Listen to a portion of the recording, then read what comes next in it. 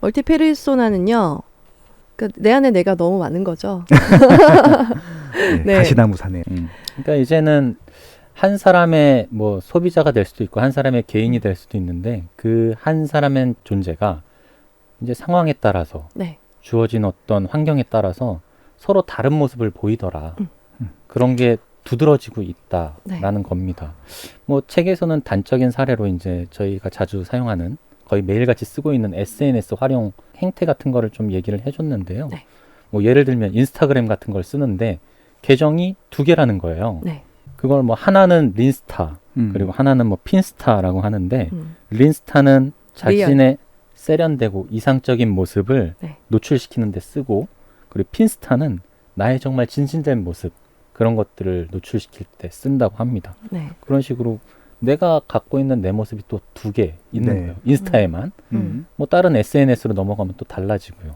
네. 근데 이 말을 보고 나서 저도 이런 뭐 멀티페르소나라는 용어는 몰랐지만 예전부터 그렇게 썼던 것 같아요. 각 채널마다 다르게 목적을 갖고 사용을 했었거든요. 네. 그렇죠. 그러니까 좀 개인적인 부분들을 보여주는 부분도 있고 좀 전문적인 부분들을 보여주는 부분도 있기 때문에 다양한 이런 개성 모습들을 보여주는 것들을 아마 이제 여기서 멀티페르소나라고 했는데 저희가 이전에 영혼의 지도라는 책을 다룬 적이 있었어요. 그렇죠. 유용해. 그러니까 페르소나에 대한 개념은 아마 그 책 저희가 다뤘던 걸 들어보시게 되면은 2시간 1부 2부에 걸쳐서 설명했기 때문에 그런 개념은 들어보시면 좋을 것 같고요. 근데 지금까지는 어떻게 획일에 대한 가치관을 강요하다 보니까 그런 것들이 보여지지 않았는데 지금은 오히려 그런 다양한 내면 세계들을 보여주는 것들도 하나의 경쟁력이 될 수도 있고 또 어떻게 보면 또 위기도 될 수 있고 양쪽을 다 갖고 있다. 뭐 그런 얘기를 하고 싶었던 것 같아요. 네.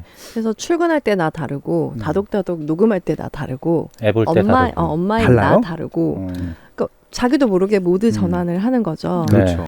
근데 김남도 교수님 말씀하시기를 왜 공기계 있잖아요. 집에 공기계 있을 수 있잖아요. 핸드폰.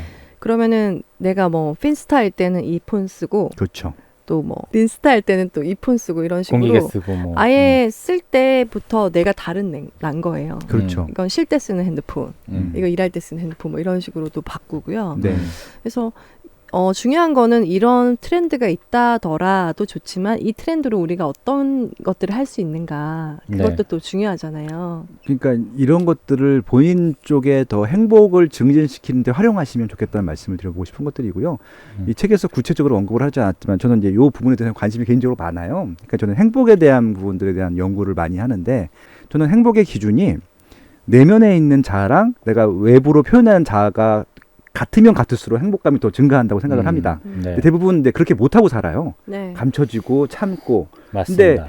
근데 SNS 활동을 하는 것들은 내면에 있는 나를 외부에 보여주는 것들이잖아요. 동일하는 작업들이잖아요. 그렇게 되면은 행복감이 증가할 수 있는 것들이죠. 그러니까 이렇게 멀티페르소나를 통해서 내 내면에 있는 좀 자아들을 좀 다양하게, 그러니까 꼭 이게 좋은 자아만 있는 것도 아니고 좀 나쁜 자아도 살짝 있을 수도 있는 것도 있잖아요. 그러니까 이게 작은 일탈 있잖아요. 나 오늘 술을 한 2병까지 먹을 거야. 집에서 못 먹게 하는데. 일탈인가요? 아무튼 그런 것들 있잖아요. 아무튼 그렇게 좀 내면의 행복감을 좀 외부로 표현함으로써 더 큰 행복을 만들 수 있다라고 하면 굉장히 좀 긍정적인 사회적인 역할도 있지 않을까 그런 생각도 해봤습니다. 그리고 김남도 교수님이 설명을 하셨을 때 재밌었던 게 뭐냐면은 사람들이 요즘은 다 앱을 통해서 셀카를 찍고 올리잖아요. 그렇죠. 앱이 내 얼굴이다 이러면서 앱 없이는 사진 찍을 수 없다. 다들 그래요. 제 또래는 더 그렇게 하는데요. 그렇구나. 근데 재밌는 거는 요즘 성형외과 가서 사람들이 그 셀피로 찍은 나처럼 고쳐달라고 한대요. 진짜? 연예인 사진을 그러니까 연예인의 미리 다 보정을 해놓은 거네. 그렇죠. 미래 모습을 자동으로 이렇게 자연스럽게 나인데 굉장히 예뻐진 나가 마음에 드는 거죠. 재밌다. 그러니까 그런 그 페르소나가 마음에 든 거예요. 그래서 진짜로 그 간극을 줄여달라는 거죠. 말하자면. 그런 것도 되게 재밌었고요. 그러면 제가 만약에 성형외과를 운영하면은 그런 앱을 개발해서 쫙 뿌려서 인기 있는 오시면 그대로 해드립니다. 굉장히 큰 마케팅이 될 것 같은데요. 네. 성형외과에서도 이거 마케팅 도구로 쓰실 수 있는 거죠. 됩니다. 근데 이제 그렇게 하면 또 앱으로 찍으면 또 더 예쁘게 나오지 않을까? 끝이 없어, 끝이.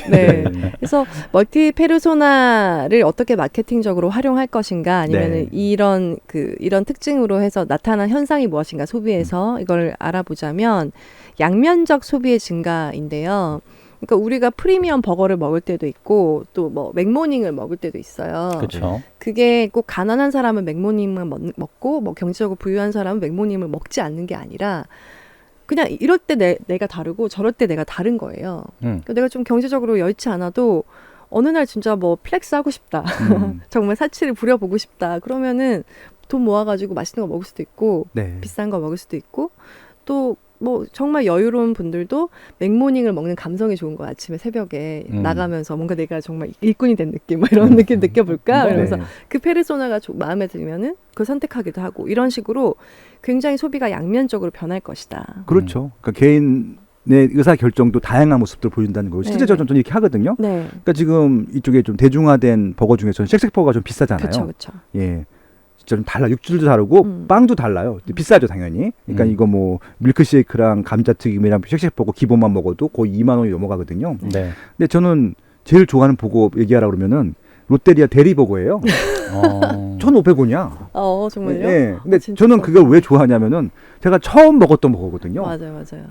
그 있잖아요. 달짝지근한 그 흑석달 같은 맛 있어요. 맞아요. 흑당 같은 그런 맛 나는데 그걸 아직도 저는 좋은 기억을 갖고 있기 때문에 생각날 때마다 먹거든요. 그러니까. 예, 그러니까 그런 것들이죠. 양면성. 예. 그러니까 어느 날은 굉장히 정말 즉석 떡볶이를 막 끓여 먹다가 어느 날은 뭐 그 코스 요리 회를 막 주는 그런 곳에 가서 먹고 싶고 그런 식으로 양면적 소비가 늘어난다.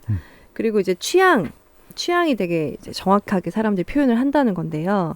그래서 이제 뭐 취미가 덕질이 왜 직업이 되기도 하고 그런 식으로 자기의 페르소나, 뭐 취미나 취향을 굉장히 잘 드러내서 직업까지 연결되고 전문화되는 그런 현상이 두드러질 것이고 네. 그리고 캐릭터가 귀여워서 좋아하는 줄 알았더니 그게 아닌 거예요. 캐릭터가 나를 표현해주기 때문에 그렇죠. 내 페르소나를 네. 표현해주기 때문에 사는 사람들이 되게 많은 거 있잖아요. 그러니까 이모티콘을 아바타화해서 그렇죠. 그렇게 활용하는 거잖아요. 네, 그리고 또 왜 아이폰에 보면은 내 자신을 캐릭터화해서 내 표정을 따라하는 캐릭터가 이모지.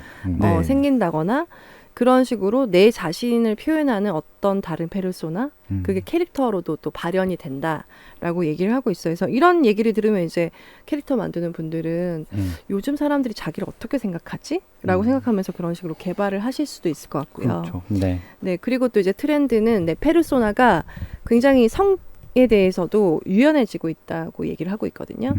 그래서 뭐 게임 캐릭터를 예로 들면은 내가 여성으로 했다가 아니면 할머니로 부냈다가 뭐 다 선택을 할 수가 있잖아요. 그런 식으로 정말 유연해지고 또 뭐 남자분이 여자 화장품으로 화장을 해서 하는 그런 뭐 동영상을 찍는다거나 여성분이 남성으로 분장하는 걸 찍는다거나 이런 것들이 굉장히 재밌고 당연히 받아들여지는 그런 문화로 바뀌고 있다는 거죠. 되게 좋은 게 그 각 키워드 맨 마지막에 그래서 이런 트렌드가 어떤 시사점을 갖고 있는가를 또 정리해 준 부분이 있어요. 그것들을 또 보면 어떤 걸 조심해야 되는지 또 인지할 수 있으니까 그런 것도 살짝 말씀드리면 좋을 것 같거든요. 네. 그래서 이 멀티 페르소나를 이제 딱 받아들이시고 마케팅으로 활용을 하시는 거예요. 이 사람이 이럴 때 이걸 했구나. 그럼 다음에도 이렇게 하겠지라고 계속 보여주면 그 사람은 그때 한 번 그냥 해본 건데 그렇죠. 그걸 계속 들이밀면 뭐야 이러고 그냥 왜 그런 기능을 꺼버리거나 거기 뭐 어떤 플랫폼에 오지 않거나 뭐 관심 없음 표시하거나 그렇게 하겠죠. 근데 이게 진짜 이렇게 취향에 대해서 점점 이렇게 자세해질수록 내가 원하지 않는데도 계속 그 취향을 택해라고 계속 추천이 들어오더라고요. 네. 그래서 이렇게 사람이 내가 정말 방대한 이 인터넷과 그런 핸드폰으로 무엇이든 할 수 있는 이 세상에서 점점 좁아지는 거예요. 선택권이나 생각하는 거나 추천받는 것이. 그래서 너가 좋아하는 거 골라봤어. 계속 들이미는데 아니 나는 좀 새로운 것도 알고 싶어. 그러면은 그런 것들도 좀 생각해 보면 좋을 것 같아요. 그런 게 좀 폐해인 거죠. 어떻게 보면 이제 요즘에 큐레이션은 그 사람의 행동 패턴을 굉장히 세세하게 분석해서 이 사람이 뭘 좋아하는구나 그럼 그거를 추천해 주잖아요. 저는 최근에 느끼는 게 아들한테 잠깐 핸드폰을 준 적이 있어요. 근데 유튜브에서 힙합을 그렇게 봐요. 저희 아들이 그렇게 좋아해요. 네네. 다음에 유튜브에 제가 뭘 보려고 들어갔더니 힙합만 디립고 나오는 거예요. 저는 관심 없는데. 뭐 하여튼 이런 식으로 물론 사용자가 바뀌어서 생기는 문제일 수도 있지만 내가 원하지 않는 거를 알고리즘이 계속 강요하는 상황도 올 수 있고 그렇죠. 그런 상황에서 너무 많이 노출되다 보면 나의 정체성조차 흔들릴 수 있다. 그런 그렇죠. 우려가 있다라는 얘기를 시사점에서 얘기를 해주고 있습니다. 네. 이게 아마 제 생각에는 책이 그 조코란 영화 나오기 직전에 썼을 것 같아요. 조코? 예, 조커. 조코. 아, 조커. 예. 아이고, 조코. 네, 그래서 아마 네. 그러니까 조코가 결국은 이제 극단적인 페르소나의 네네. 그 나쁜 결과인 것들이잖아요. 그러니까 어. 그렇게까지 치우치지 않도록. 그러니까 기본적으로 이게 여기 좀 그런 것 같아요. 연대가 부족하다는 의미가 아마 그 조코 같은 괴물이 태어날 수도 있는 것, 탄생할 수 있는 부분들이기 때문에 그런 좀 이게 명과 암이 이게 좀 같이 있다는 것들도 염두에 두시고 아마 요것들을 좀 좋은 쪽으로 활용하는 그런 것이었으면 좋겠네요. 네. 네. 네. 그 간극을 줄이는 게 좋다고 그런 게 행복한 삶이라고 했는데 근데 굉장히 많이 더 다채롭게 늘어날 것 같은 생각이 들어요. 그렇죠. 이 사람들의 네. 욕망이 다 다르기 때문에 네. 그것들을 다 그냥 멀티로 즐기시면 돼요. 네. 여기서는 요조숙녀로 저기서는 이제 뭐 클럽녀로 클럽녀로 이렇게 되는 거죠. 네. 네네. 네.